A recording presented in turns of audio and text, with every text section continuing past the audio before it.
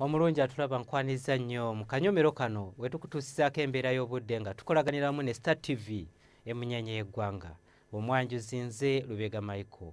Wabaddewo okukendera mu nkuba mu bitundu by'eggwanga ebisinga obungi era weziweredde essaawa 3 ez'enkya ya leero. Arua yabadde efunye enkuba eyawezezza milimitaazi 10 n'akatundutundu kamu, Gulu milimitaazi 8 n'obutundutundu 3, Kabale milimitaazi 6, so ng'ate yo mu Kampala zaweze milimitaazi 2 n'obutundutundu 5. Embeera eno yavudde ku mukuubo gw'enkuba okubeera nga gusaasaanidde amasekkati ga Ssemazinga wa Africa omwo nga mutwalidde n'eggwanga lyaffe ekireeteddewo enkuba okukendeera mu bitundu by'eggwanga ebitali bimu. Enkya ku makya tusuubira obudde okubeera obwekiddedde mu bitundu by'eggwanga ebisinga obungi nga n'awamu akasana kajja keera kwaka. Wabula embeera eno tugisuubira okukyuka era olw'eggulo tusuubirayo enkuba okutonnya mu bukiikakkono bw'eggwanga lyaffe n'ebitundu ebimu ebyetoolodde ennyanja Nalubaale.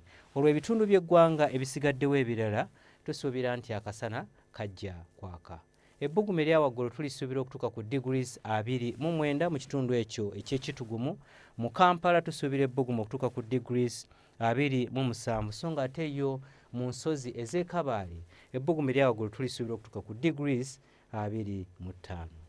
Bwe tweyongerayo mu bibuga ebimu ebiri ebusukkansalo w'eggwanga lyaffe, mu New York tusuubirayo enkuba okutonnya so ng'ate mu Cairo tusuubira ebbugumu okutuukira ddala ku degrees 36 awamu ne London nga nayo tusuubira nti akasana kajja kwakira ddala.